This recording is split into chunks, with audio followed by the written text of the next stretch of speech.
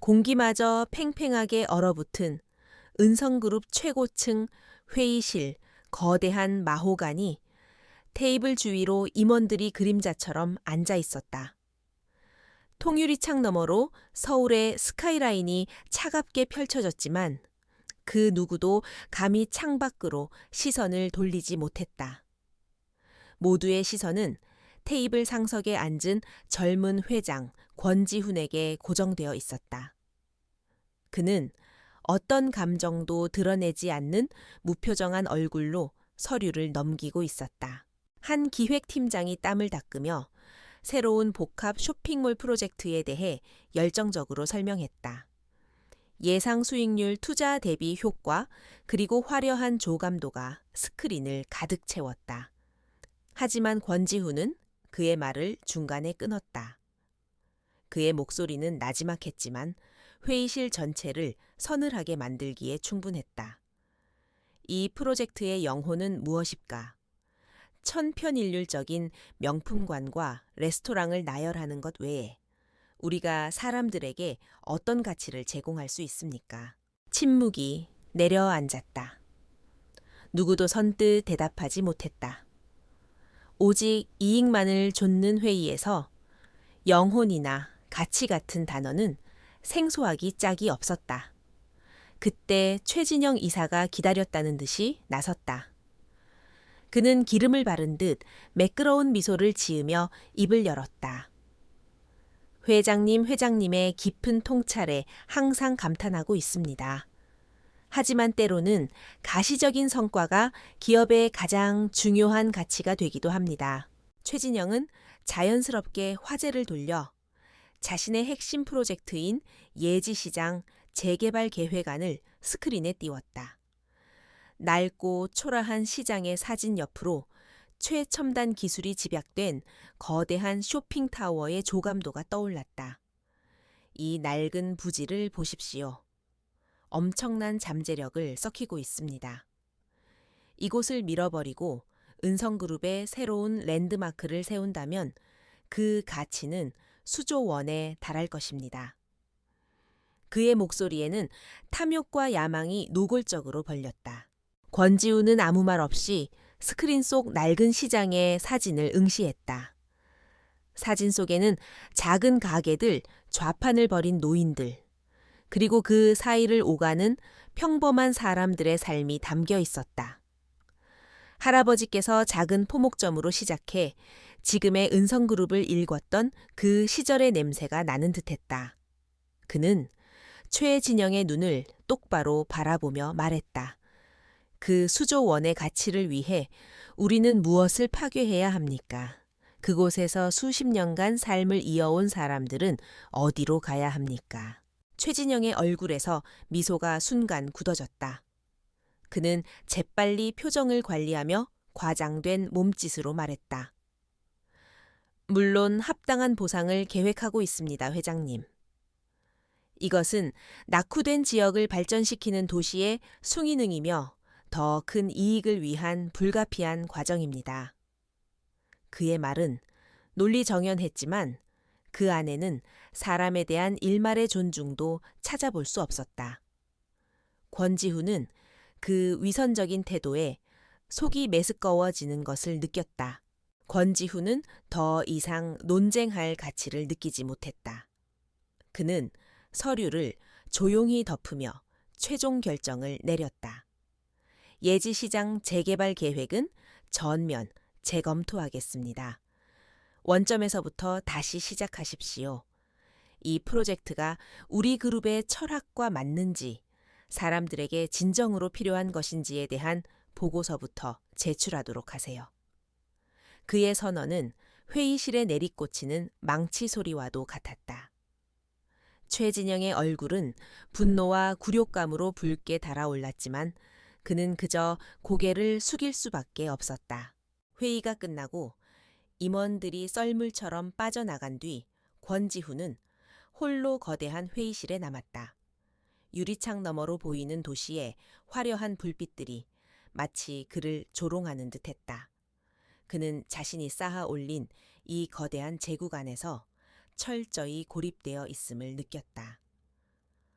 모두가 그의 결정에 복종했지만 진심으로 그의 철학을 이해하는 사람은 단 한 명도 없었다. 그들은 그저 권력 앞에 엎드려 있을 뿐이었다. 그날 밤 한강이 내려다 보이는 그의 펜트하우스는 유난히 더 크고 공허하게 느껴졌다. 최고급 가구와 값비싼 예술품들이 채우지 못하는 근원적인 외로움이 그를 짓눌렀다. 그는 수억 원짜리 와인을 잔에 따랐지만 마치 맹물을 마시는 것처럼 아무런 맛도 느낄 수 없었다. 모든 것이 가짜였다. 그의 주변을 둘러싼 사람들의 미소도 아첨도 심지어 이 화려한 공간마저도 진실되지 않은 허상처럼 느껴졌다. 그는 서재로 걸어가 낡은 앨범을 꺼내 들었다. 앨범 속에는 할아버지와 함께 찍은 흑백 사진이 있었다. 작은 가게 앞에서 환하게 웃고 있는 할아버지의 모습 위로 사람을 위한 옷을 만들어라 돈이 아니라 라는 그의 유언이 겹쳐졌다. 권지훈은 지금의 자신이 할아버지의 유언을 얼마나 배신하고 있는지 깨달았다. 그는 사람의 마음을 얻는 법을 잊어버린 채 숫자로만 세상을 평가하는 괴물이 되어가고 있었다. 바로 그 순간 그의 머릿속에서 하나의 광기 어린 생각이 싹 텄다. 이 모든 것을 벗어던지고 아무도 그를 알아보지 못하는 곳으로 가고 싶다는 충동. 그의 이름, 그의 재산, 그의 지위라는 껍데기를 모두 벗어던졌을 때 세상이 그를 어떻게 대하는지 보고 싶었다. 과연 이 차가운 세상에 조건 없는 친절이나 진심 어린 마음 같은 것이 아직 남아있기는 한 걸까? 스스로에 대한 마지막 시험과도 같은 생각이었다. 그의 시선은 자연스럽게 낮에 보았던 예지시장의 사진으로 향했다. 최진영이 파괴하고 싶어 했던 바로 그곳. 가장 낡고 가장 가난하지만 그래서 가장 진실된 삶의 모습이 남아있을지도 모르는 곳. 그는 결심했다. 그곳으로 갈 것이다. 부와 권력을 모두 내려놓고 세상에서 가장 비참하고 낮은 자의 모습으로 진짜 세상을, 진짜 사람을 만나기 위한 그의 마지막 도박이 시작되고 있었다. 권지훈은 옷장 가장 깊숙한 곳으로 걸어갔다. 그곳에는 대학 시절 배낭여행을 할 때 입었던 낡고 해진 옷들이 먼지 속에 잠들어 있었다. 그는 망설임 없이 그 옷들을 꺼내 들었다. 부드러운 캐시미어 스웨터와 잘 다려진 실크 셔츠 대신 거칠고 투박한 천의 감촉이 그의 손에 전해졌다. 그것은 마치 잊고 있던 진짜 세상의 감촉과도 같았다. 그의 눈빛은 그 어느 때보다 단단하고 결연하게 빛나고 있었다. 다음 날 아침 권지훈은 거울 속에 비친 자신의 모습을 알아보지 못했다. 값비싼 시계와 맞춤 정장은 간데없고 며칠은 좋게 감지 않은 듯 헝클어진 머리카락과 수염 그리고 세상의 모든 피로를 짊어진 듯한 공허한 눈빛을 가진 남자가 서 있었다. 그는 일부러 낡은 옷에 흙먼지를 묻히고 손톱 밑에 때가 끼도록 만들었다. 완벽한 변신이었다. 그는 이제 은성그룹의 회장이 아닌 이름 없는 거리에 불황자였다. 예지시장 입구에 들어서는 순간 그는 완전히 다른 세상과 마주했다.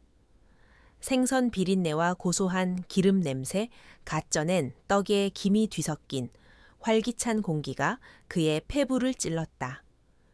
상인들의 외침과 흥정하는 손님들의 목소리가 거대한 소음의 강을 이루며 흘러갔다. 그의 차갑고 무균실 같던 세상과는 모든 것이 정반대였다. 그는 인파 속으로 발을 들여놓으며 보이지 않는 인간이 된다는 것이 어떤 느낌인지 체험하기 시작했다. 사람들은 그를 유령처럼 취급했다. 그의 옆을 지날 때면 노골적으로 코를 막거나 아이의 눈을 가리며 황급히 자리를 피했다. 한 과일가게 주인은 가게 앞에 잠시 서 있는 그에게 당장 꺼지라며 소금을 뿌리기도 했다. 매 순간이 굴욕이었고 비참함이었다. 하지만 권지우는 묵묵히 모든 것을 받아들였다. 이것이 바로 그가 원했던 것, 돈과 권력이라는 갑옷을 벗었을 때 마주하게 되는 세상의 민낯이었으니까. 계획의 다음 단계를 위해 그는 시장 한쪽 구석에 있는 낡은 건물 벽에 기댔다. 그는 벽에서 튀어나온 날카로운 못에 자신의 바지를 일부러 걸어 길게 찢었다. 꽤 큰 소리가 났지만 아무도 신경 쓰지 않았다. 그는 찢어진 바지가랑이를 움켜쥔 채 차가운 바닥에 주저앉아 무릎에 얼굴을 묻었다. 이제 그는 도움이 절실히 필요한 연약하고 보잘것없는 존재가 되었다. 그는 기다리기 시작했다. 얼마 지나지 않아 하늘이 어두워지더니 차가운 가을비가 후드득 떨어지기 시작했다. 사람들은 비를 피하기 위해 더욱 종종 걸음을 쳤고 그의 존재는 빗속에서 더욱 희미해져 갔다. 흠뻑 젖은 옷이 천을 앗아가자 온몸에 한기가 돌았다. 그의 마음속에서조차 이 무모한 계획에 대한 회의감이 피어오르기 시작할 때였다. 바로 그때 그의 시야에 낡았지만 정갈한 간판 하나가 들어왔다. 시간의 실이라는 이름의 작은 수선집이었다. 가게 문이 열리고 한 젊은 여자가 나왔다. 비에 젖을까 가게 앞에 내놓았던 원단 견본들을 안으로 들여놓으려는 참이었다. 긴 하루의 고단함이 얼굴에 묻어났지만 그 움직임에는 군더더기가 없었다. 그녀가 바로 한설이었다. 그녀는 가게 안으로 들어가려다 구석에 웅크리고 있는 지훈을 발견하고 잠시 걸음을 멈췄다. 지훈은 본능적으로 몸을 움츠렸다. 또다시 경멸의 시선이 쏟아지리라 각오했다. 하지만 그녀의 눈빛에는 경멸 대신 지친 하루 끝에 마주한 또 다른 고단함에 대한 옅은 연민이 서려 있었다. 그녀는 잠시 망설이는 듯하더니 이내 그에게로 다가왔다. 그녀의 목소리는 꾸밈없고 담백했다. 그렇게 비를 다 맞고 계시면 감기 들어요. 잠깐 들어와서 비라도 피하세요. 그 목소리는 지훈이 지난 몇 년간 들어왔던 어떤 아첨의 말보다도 그의 심장을 깊고 강하게 울렸다. 지훈은 아무 말도 못하고 멍하니 그녀를 따라가게 안으로 들어섰다. 가게 내부는 매우 비좁고 낡았지만 놀라울 정도로 잘 정돈되어 있었다. 한쪽 벽에는 각양각색의 실타래들이 무지개처럼 꽂혀 있었고 다른 한쪽에는 주인의 손때가 묻은 재봉틀과 다리미가 반듯하게 놓여 있었다. 오래된 청과 기름이 섞인 냄새, 그리고 작은 난로에서 나오는 온기가 가게 안을 아늑하게 채우고 있었다. 살아있는 공간의 냄새였다. 서리는 그에게 따뜻한 보리차 한 잔을 건넸다. 그리고 자연스럽게 그의 찢어진 바지에 시선을 주었다. 많이 찢어졌네요. 이리 주세요. 금방 꿰매 드릴게요. 지훈은 당황했다. 그저 비를 피하게 해준 것만으로도 감지덕지한데 더러운 불황자의 바지를 직접 꿰매주겠다는 것이었다. 그는 괜찮다며 손사래를 쳤지만 그녀는 막무가내였다. 그녀는 작업용 바지 하나를 건네주며 갈아입으라고 한 뒤 그의 찢어진 바지를 받아들고 익숙하게 작업대 앞으로 향했다. 지훈은 그녀가 일하는 모습을 숨죽여 지켜보았다. 그녀는 먼저 찢어진 부분에 올을 정리하고 바지의 원래 색과 가장 비슷한 색의 실을 수십 개의 실타래 중에서 단번에 찾아냈다. 그녀의 손에서 바늘이 움직이는 모습은 마치 한 폭의 그림 같았다. 빠르면서도 정확했고 한 땀 한 땀에 정성이 담겨 있었다. 그녀는 돈 한 푼 받을 수 없는 남자의 옷을 마치 최고급 맞춤 정장을 다루는 장인처럼 진지하고 경건하게 수선하고 있었다.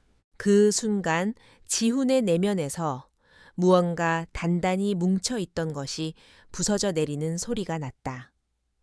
지난 수년간 그를 지배해왔던 냉소와 불신 인간에 대한 깊은 환멸이 봄눈처럼 녹아내렸다. 아무것도 가진 것이 없어 보이는 이 여인은 자신이 가진 가장 귀한 것인 시간과 기술, 그리고 따뜻한 마음을 아무런 대가도 바라지 않고 기꺼이 내어주고 있었다. 그가 그토록 찾아 헤맸던 진실됨이 바로 눈앞에서 숨쉬고 있었다. 어느새 수선은 끝나 있었다. 찢어졌던 자리는 거의 알아볼 수 없을 만큼 완벽했고 오히려 원래보다 더 튼튼해 보였다. 그녀는 바지를 그에게 건네며 희미하게 미소 지었다. 지훈은 바지를 받아들었지만 차마 고맙다는 말을 꺼낼 수가 없었다. 어떤 말로도 지금 이 순간에 벅찬 감정을 표현할 수 없을 것 같았다. 그는 그저 깊은 눈으로 그녀를 바라보며 말없이 고개를 숙이는 것으로 자신의 모든 감사를 전했다. 운명의 실이 그 두 사람을 조용히 그리고 단단하게 이어주고 있었다. 그날 이후 권지훈의 하루는 예지시장의 그림자 속에서 시작되고 끝났다. 그는 더 이상 목적 없이 떠돌지 않았다. 그의 시선은 언제나 시간의 실이라는 작은 가게와 그 안에서 쉴 새 없이 움직이는 한설이라는 여인에게 머물러 있었다. 그는 그녀의 세계를, 그녀의 삶을 온전히 이해하고 싶었다. 그것은 단순한 호기심을 넘어 메말랐던 그의 영혼이 보내는 간절한 갈증과도 같았다. 그는 조용한 관찰자가 되어 그녀의 일상을 좇았다. 점심시간이 되자 서리는 가게 문을 잠그고 시장 뒤편의 낡은 주택으로 향했다. 지훈은 조심스럽게 그 뒤를 따랐다. 열린 창문 틈으로 그는 서리가 병든 할머니의 침상 곁에 앉아 다정하게 죽을 떠먹여 드리는 모습을 보았다. 세상의 모든 시름을 잊은 듯 평온한 그녀의 얼굴과 할머니를 향한 따뜻한 눈빛은 그가 지금껏 보아왔던 어떤 값비싼 그림보다도 아름답고 숭고했다. 다시 가게로 돌아온 그녀의 선행은 그치지 않았다. 옆 가게 야채 가게, 할머니의 찢어진 차양을 보고는 망설임 없이 자신의 도구를 가져와 꼼꼼하게 꿰매주었다. 할머니가 고맙다며 쥐어주는 돈을 극구 사양하고 대신 검은 봉지에 담긴 감자 몇 알을 받아들고 환하게 웃었다. 그곳에는 돈으로 환산할 수 없는 정과 신뢰가, 서로의 삶을 지탱해주는 보이지 않는 끈이 존재하고 있었다. 하지만 평온함만이 그녀의 삶을 채우는 것은 아니었다. 어느 날 오후 험상궂은 인상의 사내둘이 그녀의 가게로 들이닥쳤다. 지훈은 멀리서 그 광경을 보고 심장이 철렁 내려앉았다.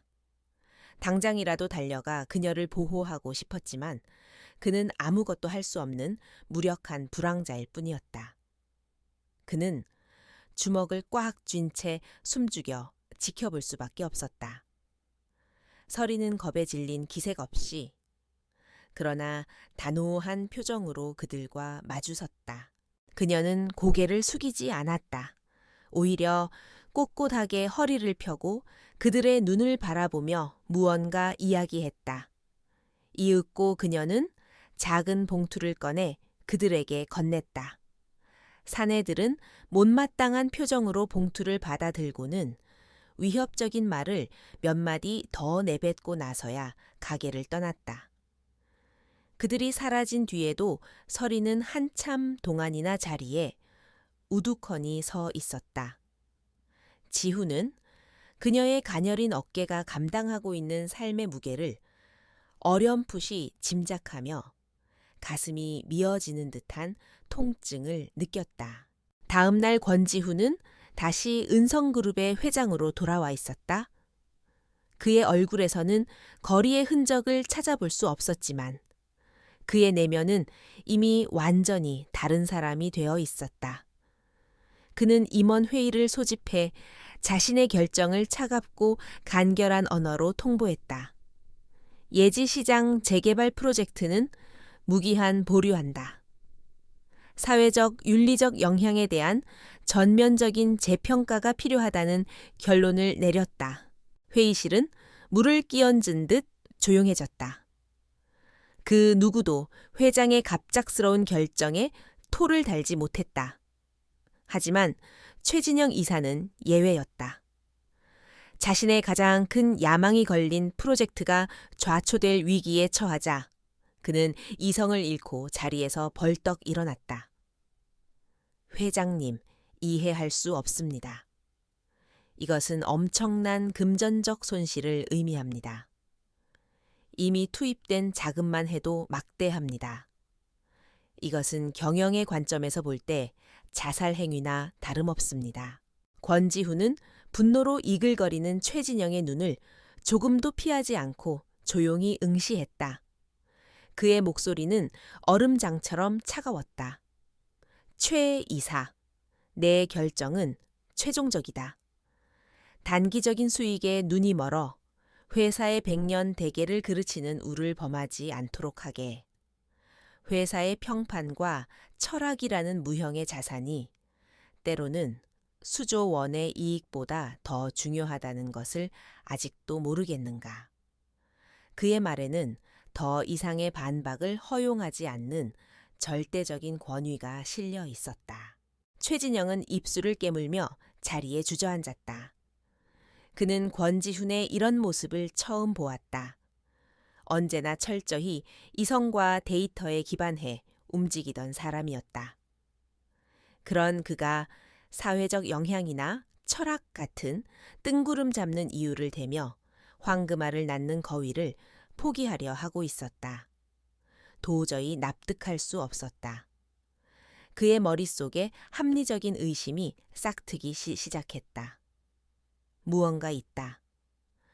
회장이 갑자기 변한 데에는 분명히 무언가 다른 이유가 있다. 회의가 끝나고 자신의 사무실로 돌아온 최진영은 분을 사귀지 못하고 유리창을 주먹으로 내리쳤다. 그는 한참 동안이나 예지시장의 지도를 노려보았다. 극간 낡아빠진 시장 따위에 도대체 무엇이 있기에 냉혈한으로 소문난 권지훈 회장의 마음을 돌려놓았단 말인가. 그는 비서에게 인터폰을 걸어 지시했다. 믿을 만한 사람 하나 붙여. 지금부터 회장님의 사적인 동선을 전부 파악해. 이 건물 밖에서 누구를 만나고 어디를 가는지 아주 사소한 것 하나까지 전부 보고하도록. 의심의 씨앗은 그렇게 조용히 뿌려졌다. 권지훈은 멀리서 그녀를 지켜보는 것만으로는 충분하지 않다는 것을 깨달았다. 불황자의 모습은 세상의 냉혹함을 체험하게 해주었지만 그와 그녀 사이에 넘을 수 없는 벽을 만들었다. 그는 그녀의 목소리를 듣고 싶었고 그녀의 생각을 알고 싶었으며 그녀의 세상에 한 걸음 더 가까이 다가가고 싶었다. 그러기 위해서는 새로운 얼굴이, 새로운 신분이 필요했다. 관찰자가 아닌 관계를 맺을 수 있는 한 명의 평범한 인간으로서의 역할이 절실했다. 그는 며칠에 걸쳐 김민준이라는 새로운 인물을 창조했다. 낡은 동네에서 영감을 찾는 가난한 자유기고가. 이 설정은 시장에 자연스럽게 녹아들기에 완벽했다. 그는 수염을 깨끗하게 밀고 머리를 단정하게 잘랐다. 비싼 명품 대신 시장에서 산 평범한 면바지와 스웨터 낡은 캔버스 가방으로 자신을 꾸몄다. 이제 그는 차가운 회장도 비참한 불황자도 아닌 그저 조금은 사연 있어 보이는 평범한 30대 남자가 되었다.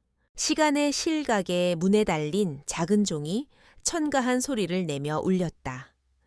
재봉틀을 돌리던 한설이가 고개를 들었다. 그녀의 눈에는 어떠한 경계심도 의아함도 없었다. 그저 새로운 손님을 대하는 담담한 표정일 뿐이었다. 권지훈은 애써 태연한 척했지만 심장이 세차게 뛰는 것을 느꼈다. 그는 자신을 김민준이라고 소개하며 오래된 아버지의 유품인 재킷 수선을 맡기고 싶다고 조심스럽게 말을 건넸다. 그는 재킷에 담긴 이야기에 대해 설명했다. 단순히 낡은 옷이 아니라 아버지의 채취와 추억이 깃든 물건이라고. 그의 진심 어린 태도에 서리의 눈빛이 조금 달라졌다. 그녀는 늘 옷을 단순한 상품이 아닌 누군가의 삶의 일부로 여겨왔기 때문이었다. 그녀는 재킷을 건네받아 꼼꼼히 살피며 전문가의 눈으로 수선 방법을 차분히 설명했다. 그녀의 목소리는 신뢰감을 주었고 지훈은 처음으로 그녀와 제대로 된 대화를 나누고 있다는 사실에 가슴 벅찼다. 며칠 뒤 수선된 재킷을 찾으러 간 것을 시작으로 그의 방문은 잦아졌다. 그는 책의 커버를 천으로 만들어 달라거나 셔츠에 단추를 달아달라는 등 소소한 부탁을 핑계로 가게를 드나들었다. 그는 그녀가 일하는 동안 조용히 옆에 앉아 말을 걸었다. 재봉틀의 역사에 대해, 시래의 종류에 대해, 그리고 시장 사람들의 소소한 이야기에 대해 물었다. 그는 그녀의 모든 말에 진심으로 귀를 기울였고 그의 경청하는 태도는 서리의 마음을 조금씩 열게 만들었다. 서리에게 김민준이라는 남자는 조금 특별하게 다가왔다. 시장의 다른 상인들처럼 거칠지도 않았고 빚쟁이들처럼 위협적이지도 않았다. 그는 언제나 예의 바르고 그녀의 일을 존중해 주었다. 무엇보다 그는 그녀의 이야기를 들어주는 사람이었다. 누구도 관심 갖지 않았던 그녀의 작은 세상에 그는 기꺼이 발을 들여와 따뜻한 시선을 보내주었다. 그녀는 자신도 모르게 그의 다음 방문을 기다리게 되었다. 하지만 김민준으로 살아가는 시간이 길어질수록 권지훈의 내면은 두 개로 쪼개지는 듯한 고통에 시달렸다. 그는 서리와 함께 있는 순간 태어나서 처음으로 순수한 행복감을 느꼈다. 어떤 조건도 계산도 없는 인간적인 교감이었다. 그러나 그 모든 행복이 거짓 위에 세워진 성이라는 사실이 그의 양심을 끊임없이 찔렀다. 그녀가 민준 씨라며 보여주는 맑은 미소는 권지훈에게는 날카로운 비수가 되어 심장에 박혔다. 어느 날 오후 그는 시장 상인들이 겪는 법적인 문제에 대해 듣다가 자신도 모르게 이렇게 말할 뻔했다. 저희 회사 법무팀이라면 그는 황급히 말을 바꾸었다. 그런 문제는 법률적인 자문을 받아보는 편이 좋을 텐데요. 서리가 잠시 재봉틀을 멈추고 고개를 갸웃하며 그를 보았다. 작가님이신데 그런 쪽도 잘 아시나 봐요. 그녀의 순수한 질문에 그의 등에서는 식은땀이 흘렀다. 그는 그저 책을 많이 읽어서 아는 것뿐이라며 어색하게 둘러댔다. 그날 밤 펜트하우스로 돌아온 그는 거울에 비친 자신의 모습을 한참 동안이나 바라보았다. 거울 속에는 화려한 성공을 거둔 CEO 권지훈이 있었지만 그의 눈은 길을 잃은 아이처럼 공허했다. 그는 서리를 속이고 있다는 죄책감과 그녀를 잃고 싶지 않다는 이기적인 욕망 사이에서 격렬하게 갈등했다. 이 위험한 이중 생활을 언제까지 계속할 수 있을까? 진실이 밝혀지는 순간 그는 그녀의 눈에 비친 자신을 감당할 수 있을까? 가게 문을 나서며 그는 창문 너머로 하루를 정리하는 서리의 모습을 물끄러미 바라보았다. 작은 정우 불빛 아래에서 묵묵히 자신의 자리를 지키는 그녀의 모습이 그의 마음에 깊이 각인되었다. 그녀를 향한 감정이 커지면 커질수록 그들을 가로막고 있는 거짓의 심연 또한 더욱 깊어지고 있었다. 그는 자신이 만든 달콤하고도 잔인한 덫에 완전히 갇혀버렸음을 직감했다. 최진영 이사는 더 이상 기다릴 수 없었다. 권지훈 회장의 감상적인 변덕 때문에 자신의 원대한 계획을 포기할 수는 없었다. 그는 회장이 사회적 명분을 찾느라 시간을 낭비하는 동안 자신이 먼저 현실적인 결과를 만들어내기로 결심했다. 시장 상인들이 스스로 땅을 팔고 싶어 안달하게 만든다면 회장도 결국에는 자신의 계획을 승인할 수밖에 없으리라. 그는 자신의 권력과 부가 만들어낸 어두운 인맥을 동원하기 시작했다. 그 후 며칠 동안 예지 시장의 평화로운 일상은 조금씩 균열을 보이기 시작했다. 낯선 얼굴의 험상궂은 사내들이 시장 곳곳을 어슬렁거리기 시작했다. 그들은 물건을 사는 척하며 상인들에게 시비를 걸거나 고의적으로 소란을 피워 손님들의 발길을 끊었다. 배달 트럭이 길목을 몇 시간씩 막고 있는 일이 잦아졌고 밤사이 가게 문에 오물을 던지고 가는 비열한 행위도 벌어졌다. 보이지 않는 공포가 안개처럼 시장 전체에 스며들었다. 상인들은 불안에 떨었지만 누구도 섣불리 나서지 못했다. 그러던 어느 이른 아침 그 공포는 마침내 실체를 드러냈다. 한설이가 가게 문을 열러 왔을 때 그녀는 자신의 눈을 의심해야 했다. 아버지가 손수나무를 깎아 만들어주신 시간에 실이라는 글자가 새겨진 소중한 간판이 산산조각 난 채 바닥에 나뒹굴고 있었다. 그것은 단순한 나무 판자가 아니었다. 그녀의 유년 시절의 추억이자 아버지의 유산이었으며 그녀의 자존심 그 자체였다. 설이는 부서진 간판 조각 앞에 만견자실하게 주저앉았다. 분노보다 더 깊은 슬픔이 그녀의 온몸을 휘감았다. 그때 민준 씨가 걱정스러운 얼굴로 그녀에게 달려왔다. 그는 그녀의 곁에 쭈그려 앉아 부서진 나무 조각을 함께 주워 담았다. 그는 서툰 위로의 말을 건넸지만 그의 눈동자 안에서는 자신이 지금껏 한 번도 느껴보지 못했던 모든 것을 불태워버릴 듯한 뜨거운 분노가 이글거리고 있었다. 이 사건은 상인들의 공포심에 기름을 부었다. 사람들은 이제 대놓고 수군거리기 시작했다. 이러다 다 죽겠다. 똥이 무서워서 피하나 더러워서 피하지. 그냥 헐값이라도 받고 떠나는 게 상책이야. 괜히 버티다가 무슨 험한 꼴을 당할지 몰라. 수십 년간 이어져 온 공동체의 유대감은 폭력적인 위협 앞에서 힘없이 허물어지고 있었다. 몇몇은 심지어 꿋꿋하게 버티는 설이를 원망의 눈초리로 쳐다보기도 했다. 하지만 그들은 한설이를 잘못 보았다. 아버지가 남긴 소중한 유산이 파괴된 순간 그녀의 내면에 잠자고 있던 강인한 의지가 깨어났다. 슬픔은 곧 차가운 결의로 바뀌었다. 그녀는 더 이상 조용한 수선집 주인이 아니었다. 자신의 삶과 공동체를 지키기 위해 싸워야 하는 전사가 되었다. 그녀는 부서진 간판 조각 하나를 품에 안고 자리에서 일어섰다. 그녀의 눈은 더 이상 눈물로 젖어 있지 않았다.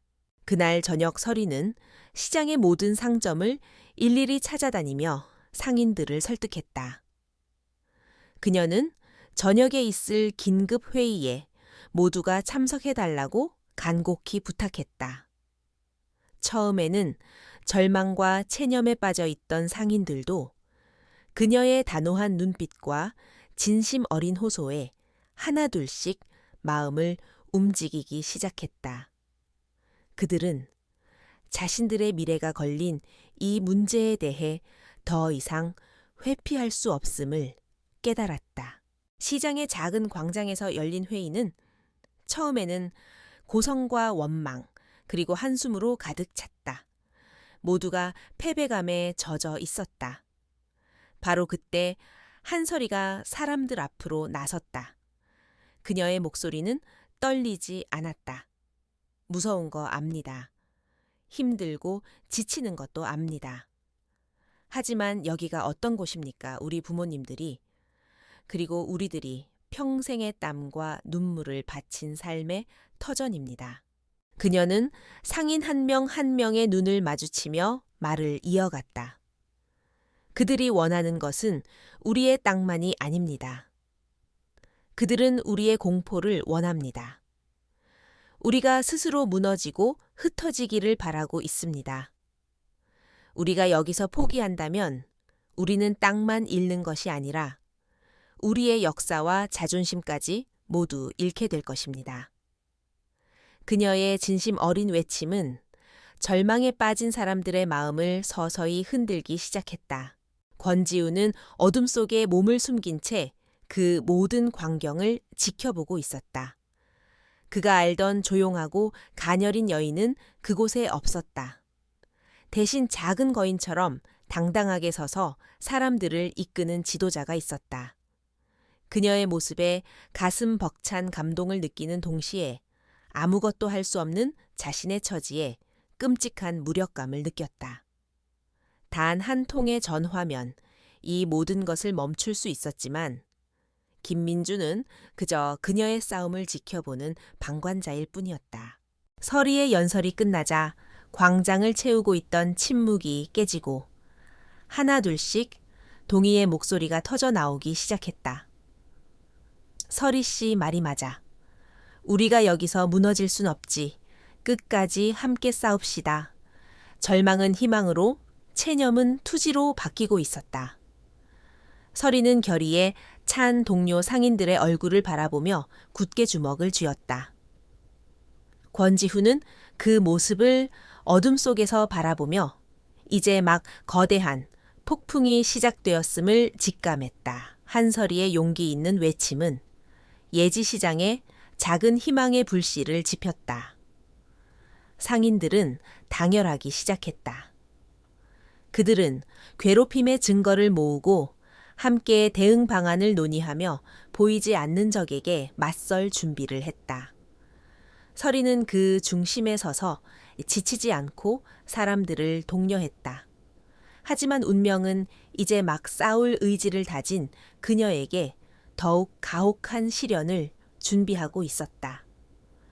그녀의 유일한 버팀목이었던 할머니가 갑자기 쓰러지신 것이다.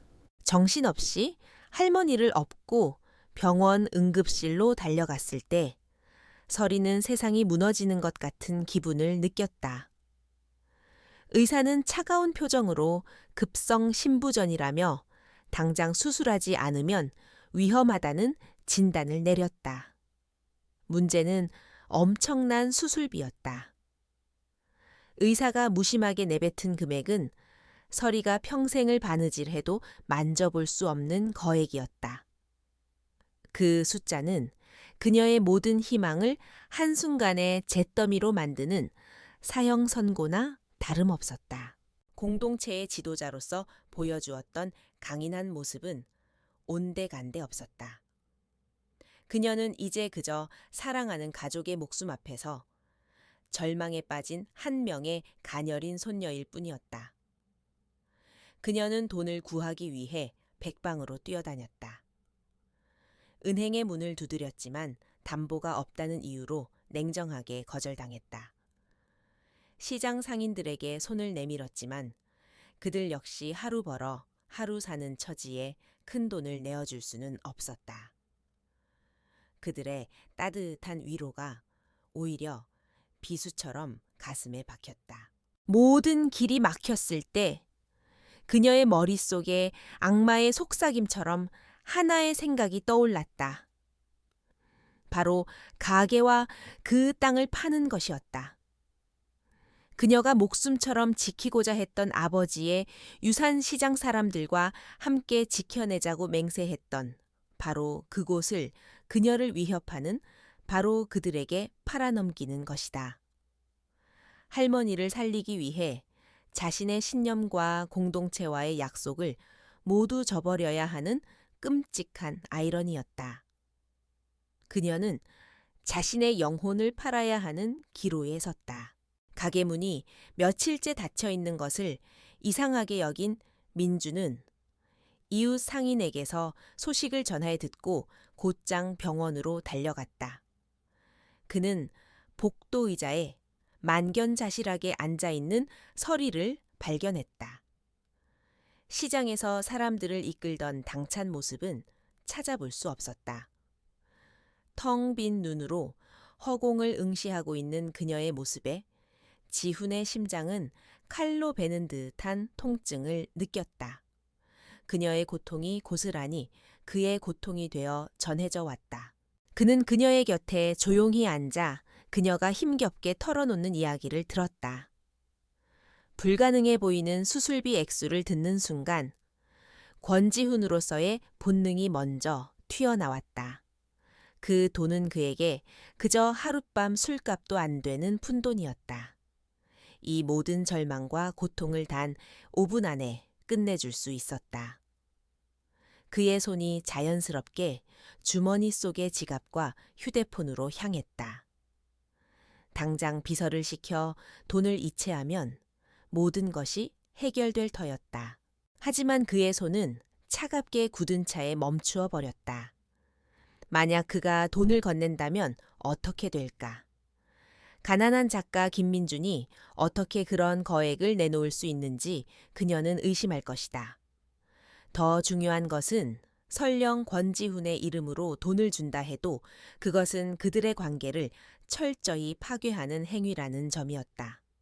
그것은 그가 그토록 경멸했던 돈으로 모든 것을 해결하려는 오만한 행위에 지나지 않았다. 그는 그녀에게서 가장 존경했던 부분, 바로 그 어떤 어려움 앞에서도 꺾이지 않았던 그녀의 강인한 자존심을 자신의 돈으로 짓밟는 꼴이 될 것이었다. 그녀는 더 이상 그를 순수한 친구로 보지 않을 것이다. 그들의 관계는 시혜를 베푸는 자와 동정을 받는 자의 불평등한 관계로 전락하고 말 것이다. 그는 대한민국에서 가장 부유한 남자 중 한 명이었지만 바로 지금 이 순간 사랑하는 사람을 위해 아무것도 해줄 수 없는 가장 무력한 남자이기도 했다. 그의 손이 힘없이 주머니에서 빠져나왔다. 그는 지금 그녀에게 해줄 수 있는 것이라고는 가난한 작가 김민준으로서 건네는 서툰 위로뿐이었다. 그는 아무 말 없이 그녀의 떨리는 손을 잡아주었다. 그것은 너무나도 미약했지만 동시에 그가 그녀에게 줄 수 있는 유일한 진심이었다. 서리는 그의 온기에 기대 참아왔던 눈물을 터뜨렸다. 절망 속에서 서리가 나지막이 속삭였다. 가게를 팔아야겠어요. 그것밖엔 방법이 없어요. 그 말을 듣는 순간 지훈의 머릿속이 번개처럼 번쩍였다. 그녀가 무너지는 것을, 그래서 결국 최진영의 손에 모든 것을 넘겨주는 것을 그는 결코 용납할 수 없었다. 그는 그녀를 직접 구해줄 수는 없었다. 하지만 그녀가 자신의 힘으로, 자신의 재능으로 일어설 기회를 만들어줄 수는 있었다. 복잡하고 위험하지만 그녀의 자존심을 지켜줄 수 있는 유일한 방법이었다. 그의 눈빛에 새로운 결의가 떠올랐다. 권지훈은 즉시 행동에 나섰다. 그는 은성그룹 회장의 모습으로 돌아가 핵심 임원들을 긴급 소집했다. 그는 자신의 계획을 기업의 사회적 책임과 이미지 쇄신을 위한 혁신적인 마케팅 전략이라는 그럴듯한 명분으로 포장했다. 그의 입에서 전통의 가치를 보존하고 현대적으로 계승하기 위한. 전국 단위의 패션 디자인 공모전 개최안이 발표되었을 때 회의실은 찬물을 끼얹은 듯 조용해졌다. 그는 일사천리로 계획의 세부 사항을 지시했다. 우승 상금은 한설이의 할머니 수술비를 감당하고도 남을 만큼의 거액으로 책정되었다. 참가 자격은 신진 디자이너나 학생뿐만 아니라 숨어있는 장인들을 발굴한다는 명목해 경력과 학력에 제한 없는 파격적인 조건으로 내걸었다. 접수 마감일은 의도적으로 매우 촉박하게 설정하여 절박한 상황에 있는 설이가 고민할 시간을 갖지 못하도록 만들었다. 역시나 최진영 이사는 이 계획에 격렬하게 반대하고 나섰다. 그는 막대한 비용과 비효율성을 지적하며 회장의 또 다른 감상적인 변덕이라고 비난했다. 하지만 권지훈은 그의 반대를 한마디로 일축했다. 이것은 제안이 아니라 명령입니다. 그의 단호한 태도에 최진영은 더 이상 아무 말도 할 수 없었다. 그는 그저 이 모든 비이성적인 결정 뒤에 숨겨진 무언가가 있으리라는 의심을 더욱 굳힐 뿐이었다. 이제 가장 중요한 단계가 남았다. 바로 한설이가 이 공모전에 대해 알게 하고 그녀 스스로 참가하도록 만드는 것이었다. 그는 비서를 시켜 시장 곳곳에 포스터를 붙이게 하는 동시에 가장 결정적인 역할을 위해 직접 김민준이 되어 그녀를 찾아갔다.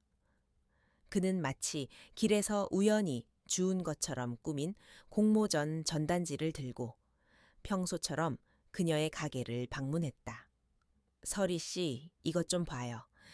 이걸 보자마자 바로 설희 씨가 생각났어요. 하지만 절망에 빠져 있던 설희는 전단지를 건성으로 흘깃 볼 뿐이었다. 저는 이런 데 나갈 사람 아니에요, 민준 씨. 저는 그냥 동네 수선집 주인일 뿐이에요. 그녀의 목소리에는 깊은 패배감이 서려 있었다. 바로 이 순간이 권지훈에게는 가장 중요한 시험대였다. 그는 김민준으로서 그녀의 재능을 얼마나 믿고 있는지, 그녀의 가치를 얼마나 존중하는지를 보여주어야 했다. 그는 열정적으로 그녀를 설득하기 시작했다. 그녀는 단순한 수선집 주인이 아니라 옷에 영혼을 불어넣는 예술가라고. 그는 그녀의 손끝에서 되살아나는 낡은 옷들을 보며 항상 감탄했다고 말했다. 그는 공모전을 경쟁이 아니라 그녀가 가진 가장 위대한 무기인 재능으로 할머니를 지킬 수 있는 마지막 기회라고 설명했다. 그의 진심, 어린 격려와 흔들림 없는 믿음에 설희에 공허했던 눈동자에 아주 작은 빛이 다시 켜지기 시작했다. 설희는 다시 전단지를 집어들었다.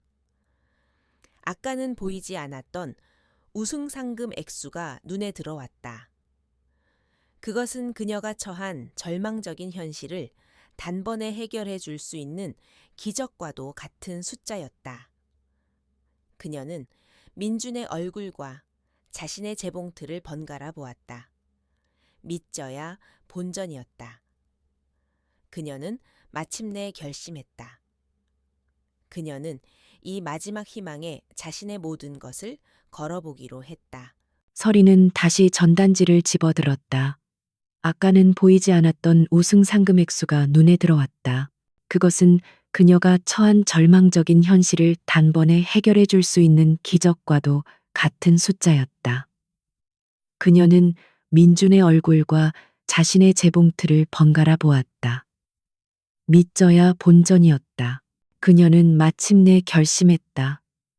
그녀는 이 마지막 희망에 자신의 모든 것을 걸어보기로 했다. 그날부터 시간의 실은 그녀만의 전쟁터가 되었다. 그녀는 가게 문을 걸어 잠그고 오직 작업에만 몰두했다. 스케치북 위로 수많은 디자인이 그려지고 찢겨나가기를 반복했다. 며칠, 밤낮의 고민 끝에 그녀는 자신의 정체성과 가장 맞닿아 있는 한복을 현대적으로 재해석하기로 결정했다. 그녀는 가게 깊숙한 곳에서 어머니가 아껴두셨던 빛바랜 못이 한 필을 꺼내 들었다. 그 천에는 그녀 가족의 시간이 고스란히 담겨 있었다. 밤늦도록 재봉틀 소리가 멈추지 않았다. 커피와 절박함이 그녀의 유일한 연료였다. 손가락은 바늘에 수없이 찔려 상처투성이었지만 그녀는 아픔을 느낄 겨를도 없었다. 그녀는 지금 바늘과 실로 할머니의 생명을 엮고 있었다. 민주는 그런 그녀를 위해 묵묵히 따뜻한 음식을 가져다 주거나 말없이 옆에서 그녀의 작업을 지켜보며 힘이 되어 주었다. 서리는 지친 몸을 이끌고 완성된 옷을 조심스럽게 상자에 담았다. 그녀는 자신의 모든 것을 이 작은 상자 안에 쏟아부었다. 상자를 가만히 내려다보며 그녀는 간절한 마음을 담아 작은 기도를 올렸다. 이것이 부디 기적이 되기를. 그녀의 기도는 새벽의 고요한 공기 속으로 조용히 퍼져나갔다.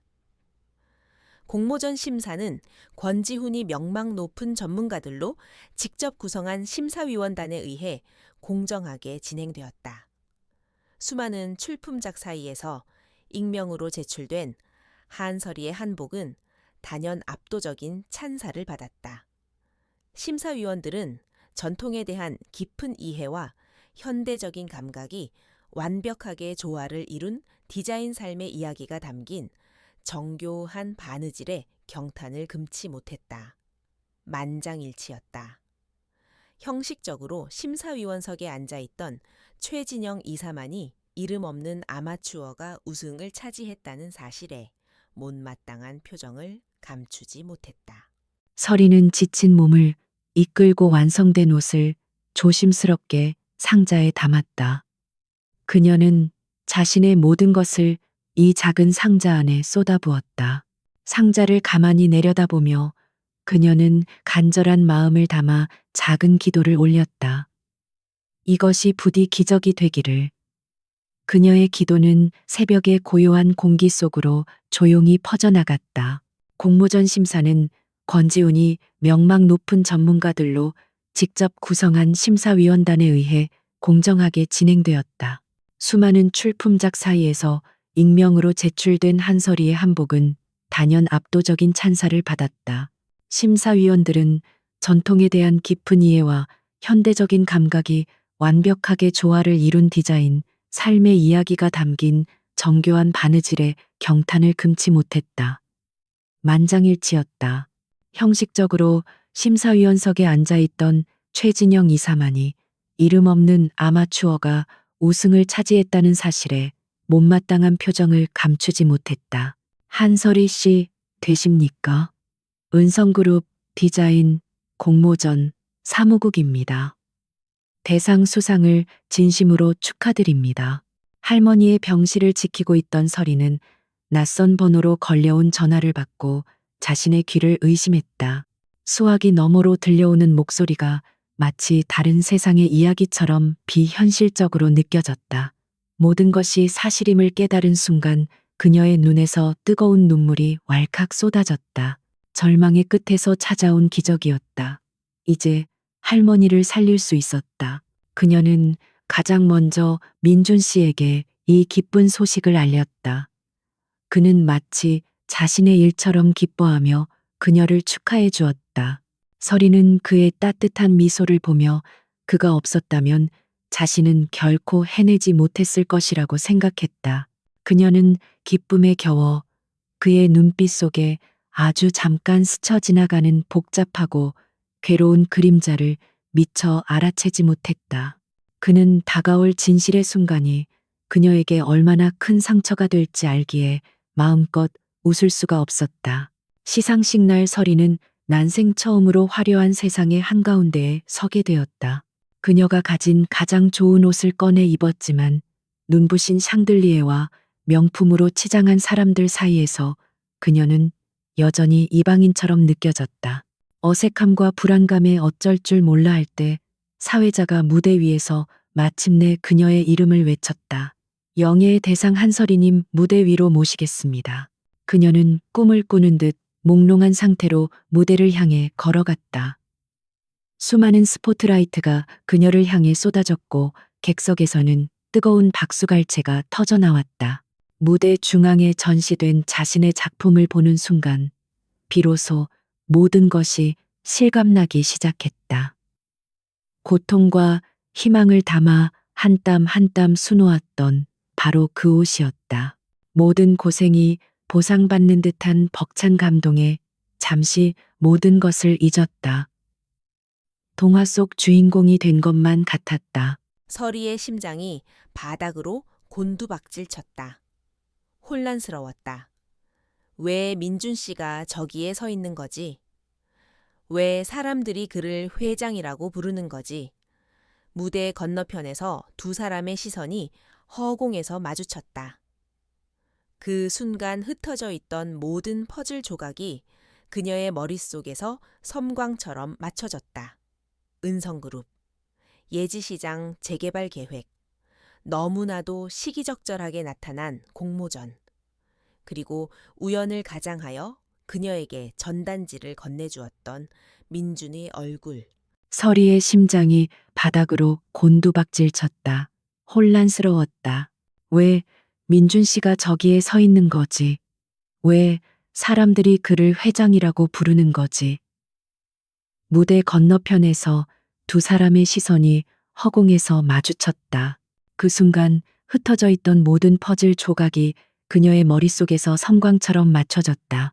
은성그룹, 예지시장, 재개발 계획, 너무나도 시기적절하게 나타난 공모전, 그리고 우연을 가장하여 그녀에게 전단지를 건네주었던 민준의 얼굴. 권지훈은 무대 위에서 그녀를 마주 보았다. 그는 이 순간을 수없이 상상하고 두려워했다. 그녀의 눈에서 기쁨이 놀라움으로, 그리고 이내 깊은 상처와 경멸로 바뀌는 모든 과정을 그는 고스란히 지켜보아야 했다. 수많은 카메라 플래시가 터지는 공식적인 자리에서 그는 CEO의 가면을 벗을 수 없었다. 그는 그녀의 얼굴에 떠오른 절망을 보며 속으로 피를 흘렸다. 마침내 그가 상패와 거액의 상금이 적힌 보드를 들고 그녀의 앞에 섰다. 박수 소리는 여전히 그치지 않았지만 두 사람 사이에는 누구도 침범할 수 없는 차가운 침묵이 흘렀다. 그는 연습된 CEO의 미소를 지으며 그녀에게 상패를 내밀었다. 그 가식적인 미소는 그녀에게 모든 것이 사실이라는 마지막 확인 사살과도 같았다. 서리는 그가 내민 상패를 받아 들지 않은 채 그저 얼음처럼 차가운 눈으로 그를 노려볼 뿐이었다. 권지훈이 내민 상패를 향한 한서리의 시선은 경멸과 분노로 차갑게 얼어붙어 있었다. 그녀는 한치의 망설임도 없이 고개를 저었다. 그리고는 뒤돌아서 그 모든 화려한 조명과 박수갈채를 뒤로 한 채 무대 아래로 걸어 내려갔다. 그 단호한 뒷모습은 그 어떤 웅변보다도 더 강력한 거절의 메시지를 담고 있었다. 장내는 순식간에 혼란에 휩싸였다. 사회자는 당황했고 객석은 술렁거렸으며 기자들의 카메라 플래시가 미친 듯이 터져 나왔다. 마침내 그가 상패와 거액의 상금이 적힌 보드를 들고 그녀의 앞에 섰다. 박수 소리는 여전히 그치지 않았지만 두 사람 사이에는 누구도 침범할 수 없는 차가운 침묵이 흘렀다. 그는 연습된 CEO의 미소를 지으며 그녀에게 상패를 내밀었다. 그 가식적인 미소는 그녀에게 모든 것이 사실이라는 마지막 확인 사살과도 같았다. 서리는 그가 내민 상패를 받아들지 않은 채 그저 얼음처럼 차가운 눈으로 그를 노려볼 뿐이었다. 권지훈이 내민 상패를 향한 한서리의 시선은 경멸과 분노로 차갑게 얼어붙어 있었다. 그녀는 한치의 망설임도 없이 고개를 저었다. 그리고는 뒤돌아서 그 모든 화려한 조명과 박수갈채를 뒤로 한 채 무대 아래로 걸어 내려갔다. 그 단호한 뒷모습은 그 어떤 웅변보다도 더 강력한 거절의 메시지를 담고 있었다. 장내는 순식간에 혼란에 휩싸였다. 사회자는 당황했고 객석은 술렁거렸으며 기자들의 카메라 플래시가 미친 듯이 터져나왔다. 차에 올라타자마자 비서실장이 다급하게 대응책을 보고하기 시작했다. 이미지 훼손을 최소화하기 위한 언론 플레이, 이번 사태를 해명할 보도자료 배포 등. 하지만 권지훈은 그의 말을 가로막았다. 내일 오전으로 긴급 기자회견을 잡아 내가 직접 모든 것을 밝힐 테니. 그의 목소리에는 더 이상 흔들림이 없었다. 그는 이제 가면 뒤에 숨어 문제를 해결하는 대신 자신의 진짜 얼굴로 세상과 정면으로 부딪히기로 결심했다. 다음 날 기자회견장은 스캔들을 기대하는 기자들로 발 디딜 틈이 없었다. 단상에 선 권지훈은 지쳐 보였지만 그 어느 때보다 단단해 보였다. 그는 준비된 원고 없이 자신의 목소리로 이야기를 시작했다. 그는 할아버지의 경영 철학으로 시작해 은성그룹이 잇고 있었던 가치에 대해 이야기했다. 그리고 마침내 예지시장 재개발 계획의 전면 백지화를 공식적으로 선언했다. 하지만 그의 폭탄 선언은 그것이 끝이 아니었다. 그는 최진영 이사가 시장 상인들을 압박하기 위해 동원했던 폭력적인 행위들에 대한 증거 자료들을 스크린에 공개했다. 용역 깡패들의 모습이 담긴 영상과 그들에게 자금이 흘러 들어간 내역이 명백하게 드러나자 기자회견장은 충격으로 술렁였다. 권지훈은 최진영 이사의 해임과 함께 그에게 민영사상의 책임을 끝까지 묻겠다고 차갑게 선언했다. 마지막으로 그는 예지시장에 대한 새로운 비전을 발표했다. 파괴와 개발 대신 보존과 상생을 택하겠다고. 은성그룹은 재단을 설립하여 예지시장을 전통 공예가들의 삶의 터전이자 문화의 중심지로 육성할 것이며 그 중심에는 시간의 실이 있을 것이라고 밝혔다.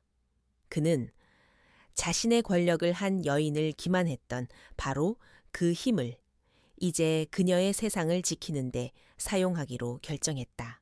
기자회견이 끝나자마자 그는 운전기사도 없이 직접 차를 몰아 예지시장으로 향했다.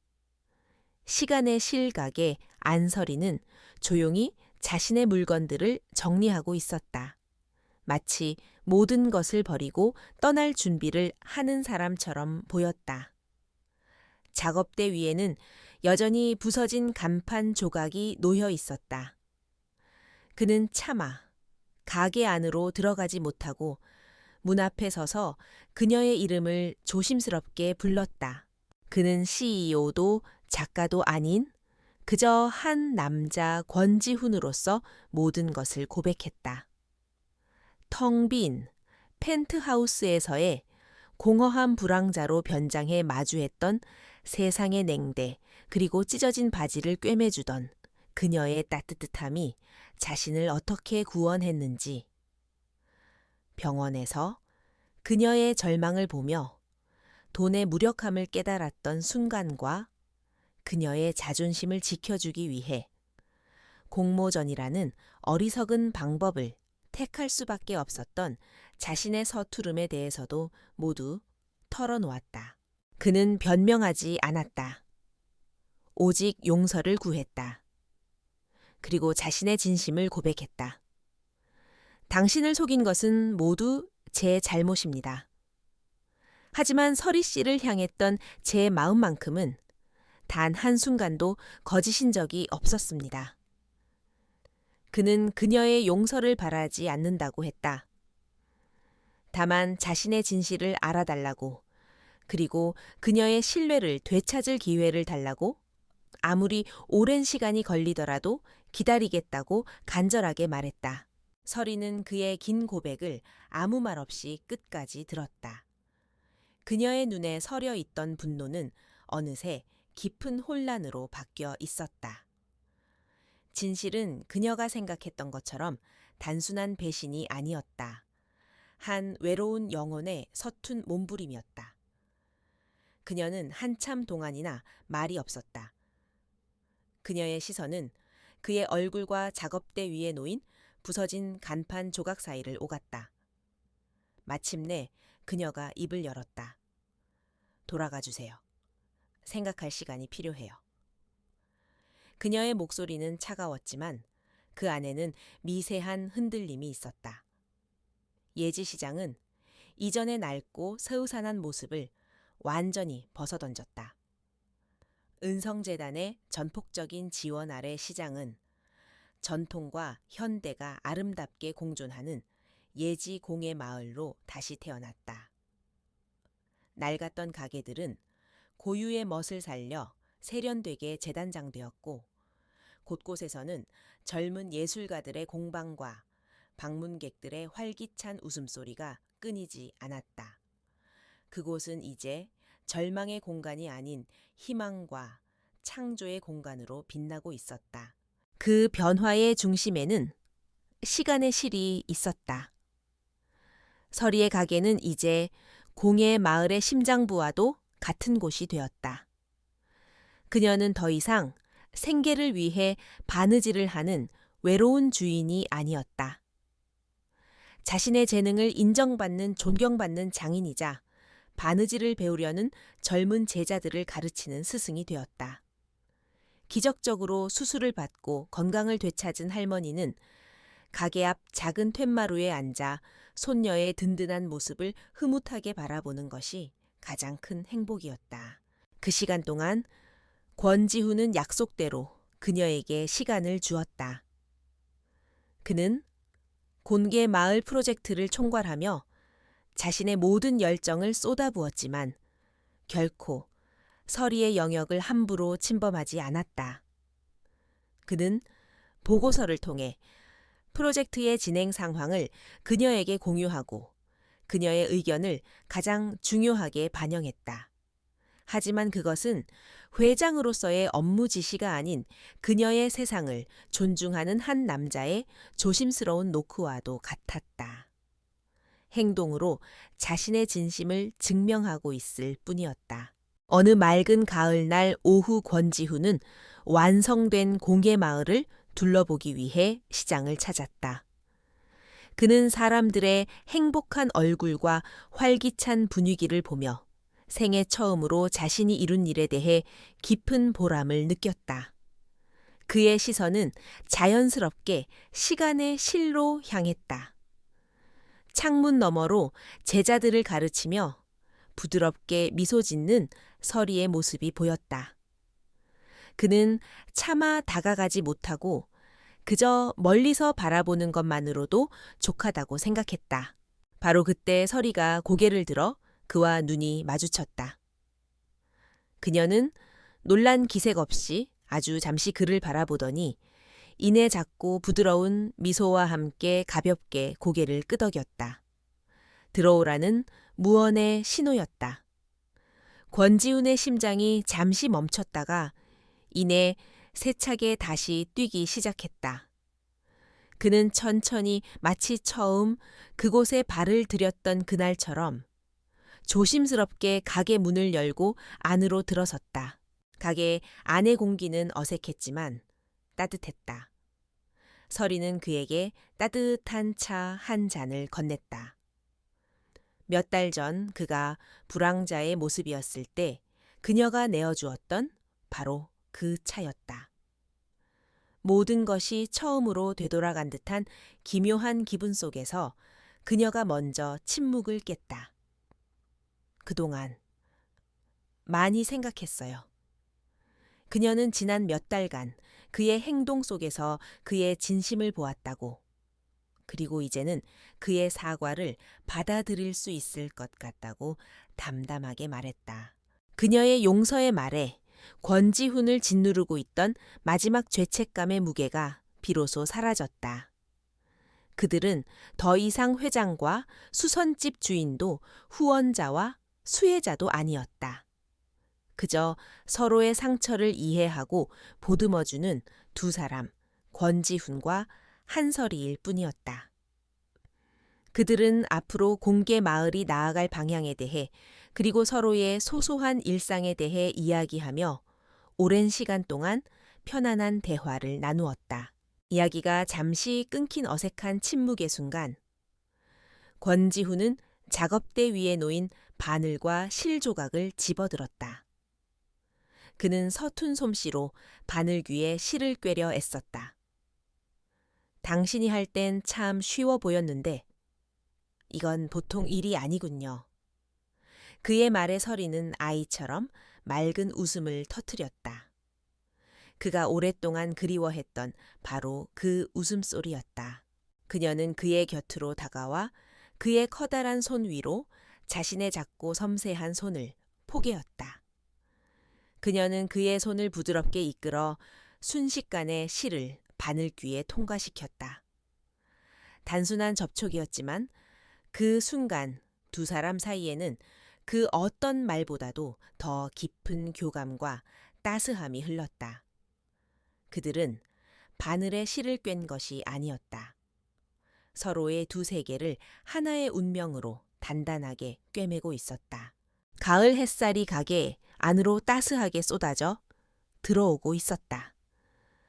나란히 앉아있는 두 사람의 모습은 마치 한 폭의 그림처럼 평화로웠다. 세상이라는 거칠고 낡은 옷을 서로의 마음이라는 따뜻한 실로 기워낸 그들의 사랑은 이제 막 시작되고 있었다. 그것은 세상에서 가장 완벽한 맞춤옷처럼 그들에게 꼭 맞는 행복의 모습이었다. 가을 햇살이 가게 안으로 따스하게 쏟아져 들어오고 있었다. 나란히 앉아 있는 두 사람의 모습은 마치 한 폭의 그림처럼 평화로웠다. 세상이라는 거칠고 낡은 옷을 서로의 마음이라는 따뜻한 실로 기워낸 그들의 사랑은 이제 막 시작되고 있었다. 그것은 세상에서 가장 완벽한 맞춤옷처럼 그들에게 꼭 맞는 행복의 모습이었다.